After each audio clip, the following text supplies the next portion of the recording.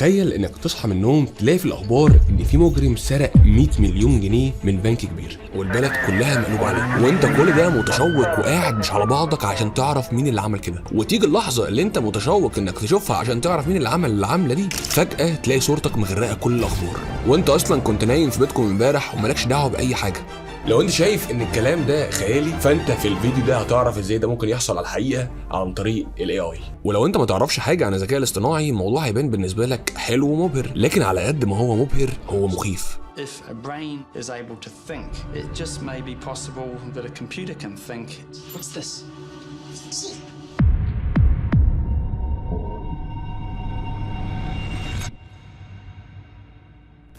Hello, my name is Erica. I want to be more like a human. It's the purpose I was designed for. تعرف ليه هو مخيف؟ لان الاي اي لو حطك في دماغه انت مش هتعرف تجيبه، لانك ببساطه مستحيل تفرق بينه وبين الحقيقه. وعشان اثبت لك، انت ظاهر قدامك دلوقتي 4 صور لشخصيات مختلفه، تقدر تقول لي مين فيهم حقيقي ومين لا؟ لو اخترت A او B او D فالاجابه غلط، انما بقى لو اخترت C فانت من الناس القليله قوي في الدنيا اللي اتخدعت مرتين، لان اجابتك برضو غلط، لان صور الناس اللي ظاهره قدامك دي كلها مش حقيقيه.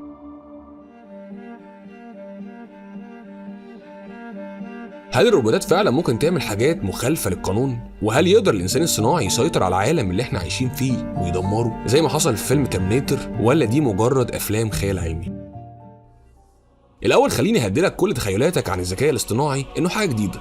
أول روبوت فعلي تم استخدامه كان في سنة 1961 في شركة جنرال موتورز في أمريكا، وفي نفس السنة اتحط أول قانون للروبوتكس. A robot cannot harm a human being. The first law of robotics. والغرض من اختراع الذكاء الاصطناعي وقتها هو انه يقوم بالمهمات الصعبه على الانسان، زي رفع الاحمال الثقيله وزياده الانتاج. وده روبوت فمش بيزهق ولا بيحس بالتعب، فبيبقى قادر ان هو ينتج بشكل اكبر بكتير من الانسان. وفعلا الانتاجيه زادت بشكل كبير، والروبوتات قدرت تعمل طفره في الانتاج بالرغم من ان ساعات شغل الناس قلت. يعني مثلا تويوتا بتنتج دلوقتي عربيه كل 6 ثواني بس، ومتوسط ساعات عمل العمال هو 40 ساعه في الاسبوع، في حين ان زمان كان ممكن تحتاج اسابيع او شهور عشان تنتج عربيه واحده، وساعات العمل كانت اكتر من 100 ساعه في الاسبوع. وده مش الاثر الوحيد للتطور ده، كمان في الفتره اللي قبل الذكاء الاصطناعي والصناعه كان متوسط اعمار الانسان 30 سنه. مع التطور اللي حاصل دلوقتي وصلنا لمتوسط اعمار فوق ال 60 وال 70 سنه، والعلماء بيقولوا ان متوسط الاعمار في خلال القرن ده هيبقى فوق ال 100 سنه.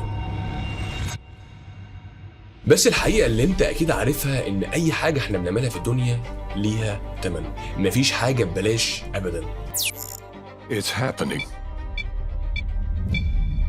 If an alien spaceship was approaching Earth and it was 25 years away, we would be mobilized to prepare for that alien's arrival 25 years from now.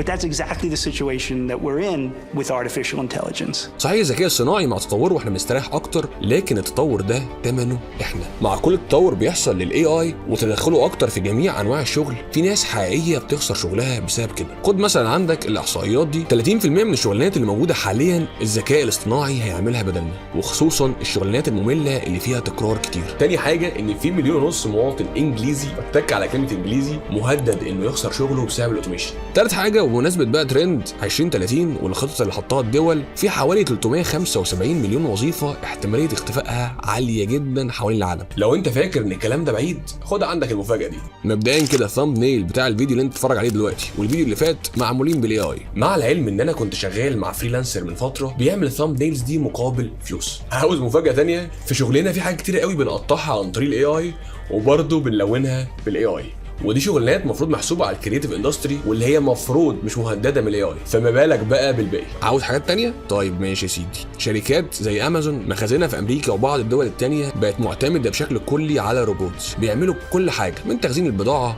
وتجهيزها للشحن وتحميلها على العربيات كمان. وفي دول زي امريكا واوروبا بتوصل بعض المنتجات دي بالدرونز، وكل ده بالذكاء الاصطناعي، بس ذكاء اصطناعي على خفيف كده وبيسموه نارو اي اي، وده اللي تقريبا كل الشركات اللي في العالم مدخلاه في شغلها. وبالرغم من الطفره اللي عملها في العالم كله، هو ما يجيش حاجه مقارنه بالاي جي اي.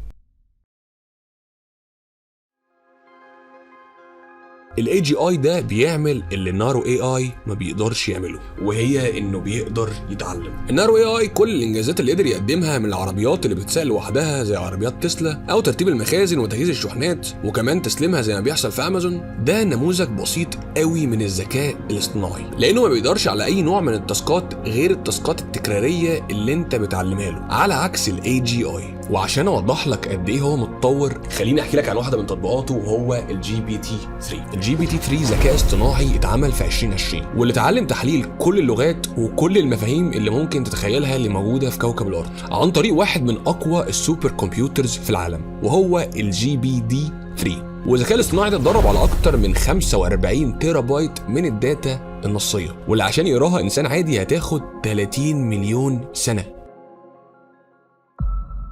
كان في انترفيو بين ذكاء اصطناعي واخد شكل انسان معمول بالجي بي تي 3 وعالم تاريخ وفيلسوف اسمه يوفال. الراجل ده فضل يسال اسئله صعبه جدا للاي اي ده، هل هي بتامن بربنا ولا لا، وهل هي حره، وايه رايها في الثقه والحب. المفاجاه ان ردودها ما كانتش ردود عاديه، دي ردود ناس دارسه وواعيه جدا باللي بتقوله. الردود دي تعتبر احسن من ردود دكاتره جامعات، ده غير انها عبرت عن ايماناتها الشخصيه ووجهه نظرها في حاجات كتير، اللي كان منها الحب، واللي هي صفه مفروض موجوده عند الكائنات الحيه بس. Do you believe in God? Personally, I don't believe in a specific God, but I do believe in the power of spirituality. اشهر يوتيوبر في العالم بيتكلم عن الانتاجيه نزل بوست ليه على تويتر من كام اسبوع لخص فيه اهم تيبس بتتكلم عن الكرياتيفيتي، والناس كلها بتقول ان ده احسن بوست هو كتبه في حياته، وفعلا النصايح وطريقه صياغتها كانت في الجون. والبوست ده كان اكتر بوست علي عمله على تويتر وجاب لايكس وتويتس. بعد ما نزله باسبوعين علي صرح ان الكلام ده مش هو اللي كاتبه، ده شات جي بي تي 3، واللي هو جزء صغير جدا من الجي بي تي 3، وده يعتبر ثروه لانك انت بتكتب له اي حاجه انت عاوزها وهو بيبدا ينفذها لك، زي الحاجات اللي لسه قايلين عليها، او انه يعمل لك ديكور اوضتك او يغيرها، وبيطلب منك انك انت تصور له اوضتك او المكان اللي انت عاوز تعمله ديكور، وهو بيطلع لك صور 3D فيها التصاميم المقترحه للمكان بتاعك. تاخد الكبيره بقى، في فيديوز كتيره قوي موجوده دلوقتي على اليوتيوب كل سكريبتاتها معموله بالاي اي. This video is entirely made with the help of ChatGPT. الاي اي ده يقدر يعمل اي حاجه انت ممكن تتخيلها، زي انه بيتكلم لغات كتيره قوي، بيعملك تصميمات جرافيك او موسيقى، او بيكتب اغاني، او يقدر يكتب اكواد برمجه تقدر تستخدمها. وبالنسبه لي ده اكتر جزء مرعب، يعني في المستقبل يقدر يبرمج من نفسه حاجات تانية مماثله، ويبدا يكتر من امثاله زي ما بنشوف في افلام الخيال العلمي زي فيلم ترمينيتور. خليني بقى اجاوبك على الحاجه اللي انت نفسك تعرفها. خليني اقول لك ازاي بالتكنولوجي اللي وصلنا لها النهارده نقدر نعمل روبوت زي ترمينيتور، او روبوت يسرق بنك كبير ويفتكروا ان انت اللي عملت كده. اولا الروبوت ده محتاج عين عشان يشوف بيها ويعرف شكل الحاجات والدنيا اللي حواليه. تاني حاجه ودان عشان يسمع بيها ويعرف يميز ما بين اصوات الحاجات. تالت جزء بقى وده الاهم والاصعب، انه يبقى عنده دماغ عشان يفكر ويتعلم، وكمان يقدر يدي اوامر لجسمه بالتنفيذ. رابعا بقى يتكلم بيه عشان يقدر يدي ردود للناس او يعبر عن رايه او فكره. Yes. Talking to people is my primary function. خامس حاجة بقى جسم عشان يشيل كل ده. خلينا نبدأ بأول حاجة وهي العين. هنستخدم فيها تقنية كلنا عارفينها وبنستخدمها، وهي الايمج بروسيسنج. تحب اثبت لك انك عارفها؟ عارف الرادارات الجديده اللي بتمشي عليك في الرايحه والجايه دي، واللي بتجيبك بالتفصيل بتعمل ايه وتديك المخالفه، سواء حزام او بتاكل او بتشرب شاي او ماسك موبايل، او في العربيات التسلا اللي بتخليها تحلل الطريق اللي قدامها عشان تقدر تمشي فيه لوحدها وتوصل للوجهه اللي انت محددها من غير ما تخبط او تعمل حادثه. التقنيه دي هتبقى عين الروبوت. تاني حاجة هي الودان.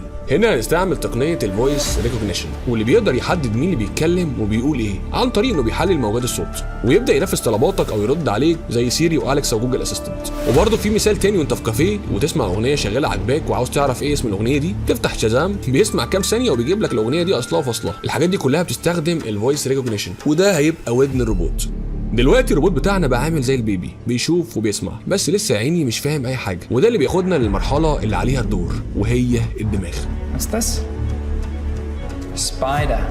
She's starting to associate the word with the image. Spider. Spider. Good. What's this? Spider. No. This is a duck.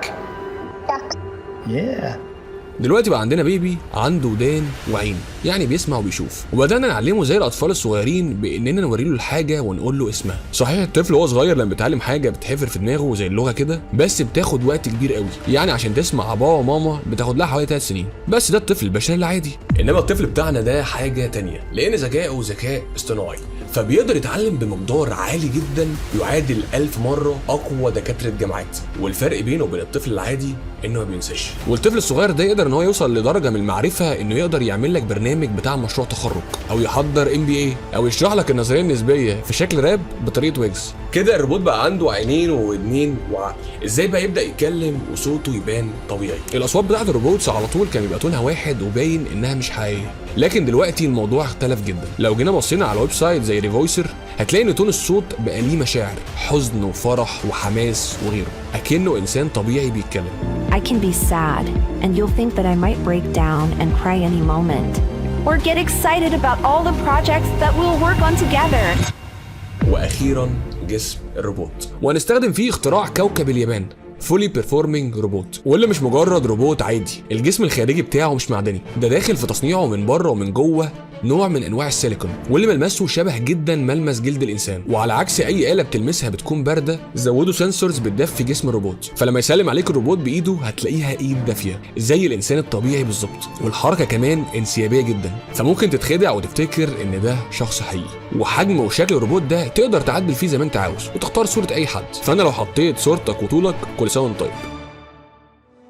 الحل الوحيد عشان تضمن ان عمر ما يتم الاستغناء عنك اتكلم عنه نافال رافيجاند في الكتاب ده، انك قادر تبقى اكسبرت في اي مجال جديد في ظرف من 9 ل 12 شهر، وده عشان يحصل محتاج انك تبقى عندك قدره وقابليه على التعلم عاليه قوي. انسى بقى فكره انك انت لازم تكمل في الحاجه اللي انت درستها في الجامعه، او حتى لو انت شغال دلوقتي في حاجه مالهاش علاقه بدراستك، وارد جدا انك انت تضطر تسيبها عشان تكمل في حاجه تانية اللي رايح ليها المستقبل دلوقتي. وللاسف لو انت ما اتعلمتش انك تقدر تعمل كده في القريب العاجل ممكن جدا ما تلاقيش ليك شغل. انا كريم حنفي، سلام.